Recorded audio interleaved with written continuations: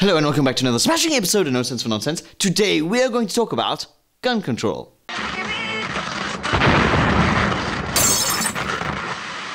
Now my mind has been boggling around this subject, which is well defended from both sides of the border. Me, I'm against guns, except if they are used in action movies or in video games. In 2007, I visited the United States where I tried a small range of firearms, and this experience taught me that 1, such a tool is dangerous, and 2, I don't want to own a gun because I live in a safe environment where I do not feel the need to have a gun to defend myself.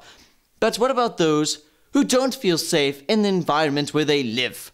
For example, Jacqueline Glenn. I was practicing shooting this gun because my husband and I were out looking for a gun to buy to put in our house because we live in a poor area. I mean, it's near the city center. I don't know where else to live. That's where I go to school, so I have to live near there.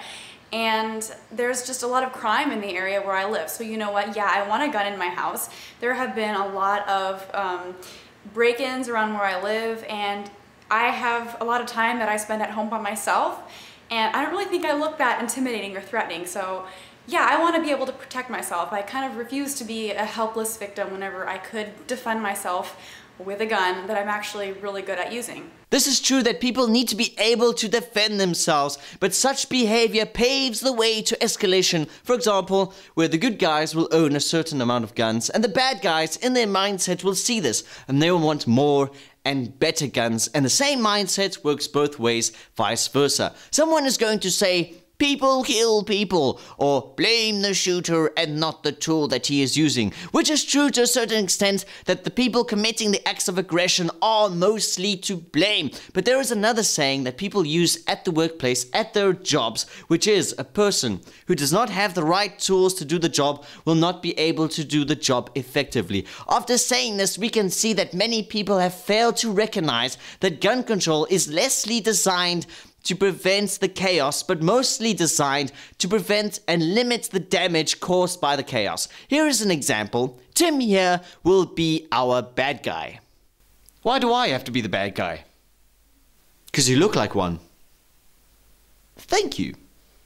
For imaginary purposes, Tim here will commit mass chaos in a shopping mall filled with people. Now, who will commit the most amount of damage and harm? Tim with a firearm and assault rifle, or Tim with a knife? I think the answer to this question is very clear. When comparing damage limitation, a nut with a gun, a firearm, and assault rifle will always be more effective than a nut with a knife in the same situation. Another thing is that maybe gun control is not the best solution, but it is a solution nonetheless, and something that won't cure those negatively affected by these events. Something that Awesome Rand said. My name is Natalie Barton, and I wanted to tell the president that only police officers in the military should get guns. If people want to do it as a sport, they should go out to a shooting range and the gun should not be able to leave there. There's a scene from a film that many of you have probably heard of called Bowling for Columbine. 2 victims of the Columbine school shooting meet Michael Moore. One of them still has a Kmart bought bullet lodged in between his aorta, which is your heart's main artery, and his spine. Michael Moore and the victims decide that they're going to put a stop to the psychos who can easily buy bullets for their guns at Kmart by pressuring the company into a discontinuation of sales for that product. Now here's the important part. Kmart eventually gives in, and you know what happens afterwards? Nothing.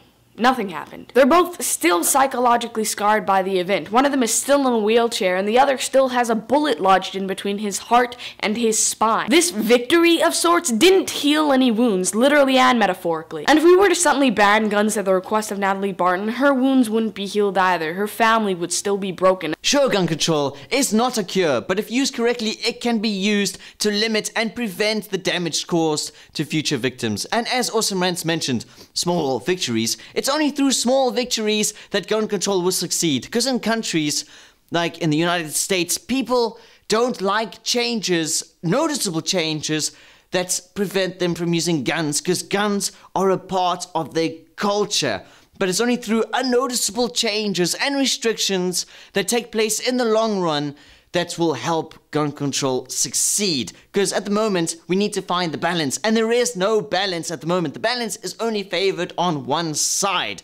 Jacqueline Glenn, Awesome Rants, you ladies kick ass. So listeners, do you believe that gun control is needed in your country and in other countries where you believe that people have too much of a right, that guns are overly used to an exaggerated extent. Listeners, thank you for listening. So until next time, keep it nonsensical.